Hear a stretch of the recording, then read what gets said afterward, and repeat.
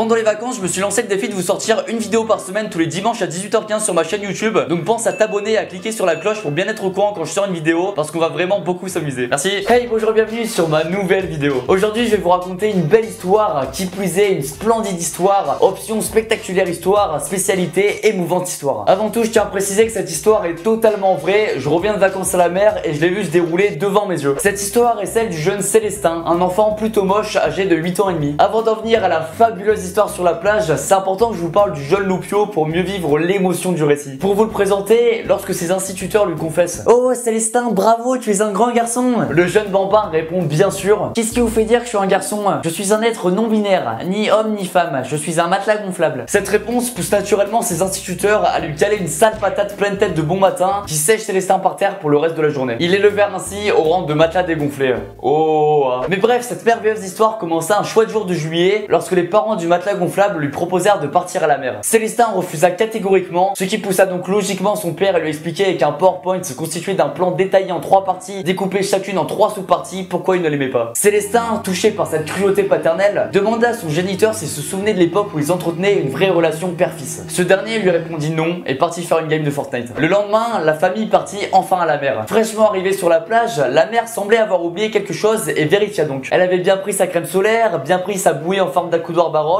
et bien pris son écart gradué de 30 cm, la voilà rassurée. Ce n'est que la semaine suivante au bord de la plage qu'elle se rendit compte qu'ils avaient en fait oublié d'emmener Célestin avec eux. Devant son erreur, elle n'hésita pas une seule seconde à faire le nécessaire. Elle se leva précipitamment, prit son courage d'une main, son téléphone de l'autre et appela Célestin pour lui dire de les rejoindre à pied, puis elle se rassit et finit son bol de lait de coco. 9 jours plus tard, Célestin arriva donc enfin après une traversée de la France à pied. N'ayant pas d'argent, il ne put se nourrir et pesa donc à son arrivée 3,7 kg de mocheté pure. En plus, le soir même, le jeune galopin mangea une nuggets périmée et attrapa le sida. Bref, vous l'aurez compris, la vie de Célestin pue la merde. Et l'incroyable histoire commence à ce moment-là. Le lendemain, les gens avec une vie cool et Célestin partirent à la plage. Cécé, comme ne l'appellent pas ses amis puisqu'il n'en a pas, alla faire un tour dans l'eau. À son entrée dans la mer, il trébucha par mégarde sur un missile de guerre soviétique IM-4 Falcon de 1956 et tomba dans les 30 cm d'eau puis commença à se noyer. Il se débattait pour rester à la surface et continuait malgré les nombreux vacanciers qui venaient le voir pour lui conseiller de tout lâcher afin d'effectuer un décès puisque de toute façon t'as une vie pas tip top. C'est à ce moment-là qu'intervient le fameux héros. C'était un vacancier prénommé Boris qui avait vu l'enfant se noyer et qui n'hésita pas une seule seconde. Il alla s'acheter une glace puis retourna chez lui en Meurthe-et-Moselle et retrouva une vie normale, son boulot, sa famille et sa tante Léopoldine qui avait croisé Patrick Bruel dans une station-service en 82 et qu'il considéra toujours comme une sacrée chouin. L'été suivant, il retourna sur cette plage et vit à nouveau le jeune Célestin qui était encore là depuis l'année dernière, toujours en train de se noyer et toujours aussi moche. Boris s'approcha de lui, ses yeux le piquaient à cause de la mocheté de l'enfant et lorsqu'il était juste devant le minot, il lui adressa de multiples chais, ce qui lança un effet de mode puisque tous les vacanciers présents sur la plage encerclèrent Célestin pour pousser la chansonnette Cheyenne. Son père, devant cette scène de stupéfaction, n'hésita pas une seule seconde. Il les rejoigna pour lui proclamer également de mémorables chais. 2 heures plus tard, un vacancier interromput leur chorale de chais. Ils furent en effet rejoints par un groupe de gospel qui les accompagnait désormais pour signifier à Boris que ses souliers étaient crottés. Ce dernier, devant cette désillusion frappante, n'hésita pas une seule seconde. Il sortit Célestin de l'eau et donc lui sauva la vie, puis l'utilisa comme torchon pour nettoyer ses souliers. Le père, devant cette scène absolument honteuse, n'hésita pas une seule seconde. Il se précipita pour coller un magnifique quadruple coup de pied retourné à l'individu. Ça y est, Célestin était définitivement à terre. Il s'excusa ensuite auprès de Boris de la conduite de son ignoble fils. L'héroïsme de Boris le poussa à lui répondre dignement: "Ça habille frère, tu m'as saoulé." Puis il partit grailler un Saint-Tacos double viande. C'est ainsi que cet homme, que l'on appelle désormais The New Mamoudou Gassama, sauva la vie d'un jeune enfant moche mais innocent. Comme quoi, les vrais héros ne portent pas forcément de cap. Laissez un pouce bleu à cette vidéo, c'est féliciter l'acte héroïque de Boris tout en rendant hommage à ce brave Célestin. Et c'est la fin de cette vidéo, j'espère que ça vous a plu. Comme d'hab, n'oubliez pas le petit pouce bleu et pensez à vous abonner à ma chaîne YouTube pour suivre mes prochaines vidéos, ça fait hyper plaisir. Allez, en tout cas, merci et à bientôt pour de nouvelles vidéos.